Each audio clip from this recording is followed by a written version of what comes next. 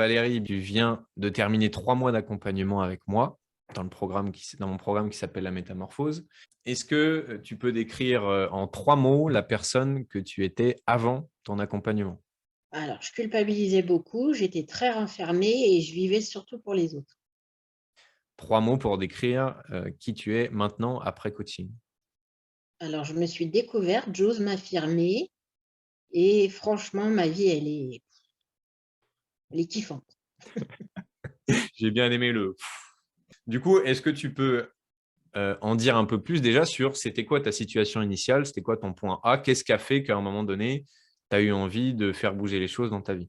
Alors avant, j'étais, beaucoup contrainte par l'opinion des autres sur moi et je ne voulais pas blesser les gens, mais au point de me blesser moi, en fait et ça me rendait malade de l'intérieur, en fait. Ça me bouffait les tripes, on va dire et là, j'ai dit: «Non, stop, faut arrêter».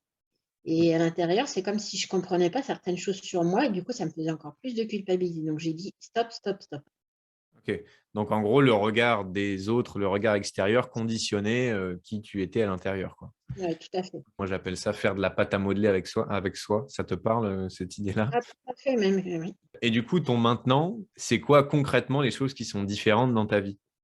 Bah, maintenant, je sais m'écouter. C'est-à-dire que si ça me convient pas, quelle que soit la personne que j'ai en face, que ce soit de la famille, mon milieu professionnel ou des amis, je dis non. Je ne franchis plus la barrière de mon propre respect, en fait. Et OK. j'écoute aussi beaucoup plus mes envies et mes besoins. C'est-à-dire que même si ça correspond pas à ce que l'autre personne en face de moi veut, j'essaye de lui expliquer calmement et dans la bienveillance, mais que ça ne me correspond pas. Je me piétine plus. Voilà, je m'écoute.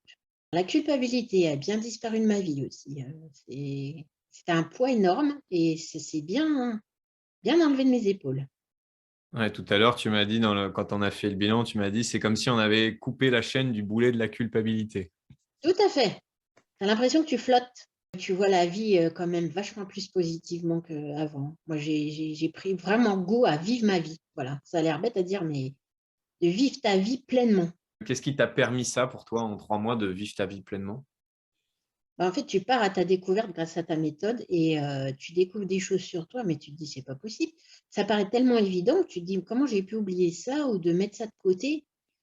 et en fait, tu te comprends et tu te dis: «Mais oui, mais c'est normal d'être comme ça, en fait». D'être un être humain imparfait, en fait et ça, c'est génial quand tu as compris ça et que tu arrives bien à l'assimiler à ta vie courante, voilà, ta vie, elle prend un essor. Et alors, je me souviens que pendant les 3 mois qu'on a fait ensemble, à un moment donné, tu disais que tu avais une tendance à essayer, pour plaire aux autres ou comme on disait, faire de la pâte à modeler avec toi, d'être madame bien sous tout rapport, qui fait tout pour satisfaire les besoins de l'extérieur et que, maintenant, tu étais devenue madame libre d'être soi. Ça ressemble à quoi pour toi, madame libre d'être soi? Bah, moi, j'ai retrouvé un peu mon côté fofolle. C'est-à-dire que, voilà, si j'ai envie de chanter, danser, qu'il y a des gens autour de moi, c'est pas grave. Si j'ai envie de prendre ma voiture en pleine nuit, je prends ma voiture en pleine nuit. Si j'ai envie de voir des copines, mais dans l'instant présent, et paf, je me pose pas de questions. Si j'ai envie de sortir avec mes fils ou même, de jouer avec des pistolets à eau avec eux, voilà, c'est pas grave. Tu retournes en enfance, tu joues avec tes enfants, voilà. Tu t'autorises des choses que tu t'autorisais plus. Comment tu as vécu ces 3 mois? Alors, ça va te paraître bizarre que je dise ce mot, mais moi, je l'ai vécu comme une magie, vraiment. C'est comme si tu rentrais, tu prenais l'avion, tu allais faire un voyage et que tu découvrais mais des choses, mais tu ne pensais même pas, tu croyais juste que c'était dans les films et vraiment c'est un voyage à la découverte de toi avec, tout ce qui fait toi, mais que tu n'osais pas mettre en avant. Mmh. Tu pars à la découverte de toi et le but, bah, c'est toi. Le but, c'est toi, ça pourrait être le nouveau slogan de la Voilà. compétition, ça, pas mal. Ton niveau d'affirmation, c'est-à-dire ta capacité à dire oui, non, merde, poser tes limites dans tes relations, et cetera, avant de 0 à 10 et après. Alors avant c'était à 1, maintenant c'est à 8,5. Ton niveau, d'énergie avant, après. Avant j'étais à 4, maintenant je suis à presque 9,5. Niveau d'épanouissement avant, après. Ah ouais. Moi je devais être à 1,5 et là je suis à largement 9. OK. Niveau de pouvoir sur ta vie de 0 à 10. À 1 et là je suis à 8,5. Et une dernière, niveau de paix intérieure de 0 à 10, dans le sens 0, c'est je suis en lutte à l'intérieur, c'est la guerre. et 10 sur 10, c'est je m'accepte tel que je suis et je suis sereine. Moi, je devais être à 2 en commençant et là, je suis à ouais, 10. On est pas mal quand même, là, hein. Non, mais franchement, ce calme et cette sérénité, quand tu la ressens au quotidien, mais c'est comme si on t'appliquait un baume à l'intérieur. Qu'est-ce que ça fait du bien? Est-ce que tu penses que ça va durer, après l'accompagnement, ces changements-là? Ouais, parce qu'en fait, ce que tu permets avec ton programme, c'est vraiment une compréhension et une confiance en soi que, enfin, moi, j'ai jamais eu dans ma vie, hein. C'est vraiment comme si tu donnais des clés magiques et que du coup, tu sais que même si ça va pas aller, tu auras la bonne clé du trousseau, en fait. Et c'est pour ça qu'en fait, tu donnes envie d'essayer de toi-même en te disant, voilà, maintenant, tu vas te prouver ce que tu étais capable et ce que tu as compris de toi et tu vas le mettre en application. Ouais, Et c'est donc ça tu qui est as génial. l'impression de pouvoir être autonome pendant les mois qui vont arriver et que Ah ouais, moi, je me projette même sur des années, hein, même si je sais qu'il va y avoir des up and down, mais que voilà, je sais que maintenant, je suis armée, en fait, tu vois. Je suis sortie de ma coquille, mais pour avoir une super armure. mmh. Et c'est ça qui fait du bien. C'est que tu te dis, c'est pas éphémère dans le temps, en fait. Maintenant que ce que tu as compris, tu peux l'appliquer et sur des années. OK, si tu devais, un petit, exercice difficile, résumer en une phrase ton avant et résumer en une phrase ton après. Et moi, je l'ai le mot, hein, je l'ai depuis longtemps, c'est renaissance. Vraiment, c'est comme ça que je l'ai vécu, moi. OK. C'est quoi qui t'a le plus impacté pendant ces 3 mois? Le coaching individuel, ça, OK, c'est OK. bluffant.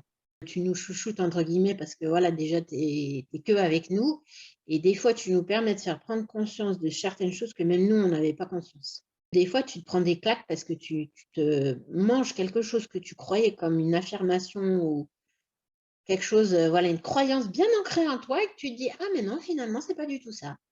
C'est bien, tu contrebalances parce que d'habitude dans les témoignages, il y a, «Ah tu nous fais pleurer en coaching individuel», là il y a «Tu nous chouchoutes», donc c'est bon, ça fait un juste équilibre.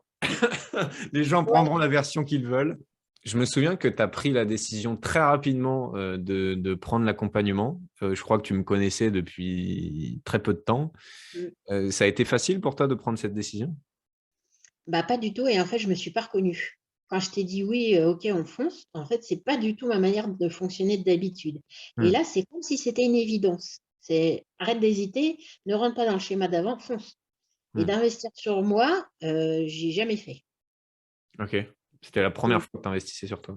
ouais et c'est comme si, je ressentais vraiment le besoin. Je me disais: «Non, là, c'est bon, faut que tu y ailles, allez» OK. et ça a Qu'est-ce été une des meilleures décisions de ma vie, hein, franchement.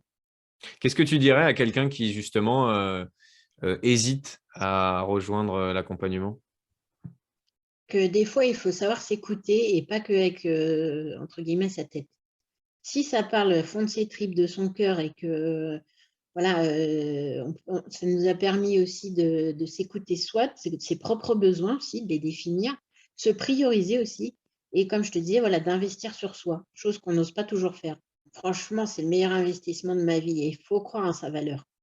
Après, on n'a pas forcément, les bonnes clés de compréhension sur soi et des fois de tout remettre à zéro et de se recomprendre et de se redécouvrir, c'est pour ça que je mets le mot renaissance, Mmh. ça fait énormément de bien. On peut même pas savoir ce que ça change dans sa vie.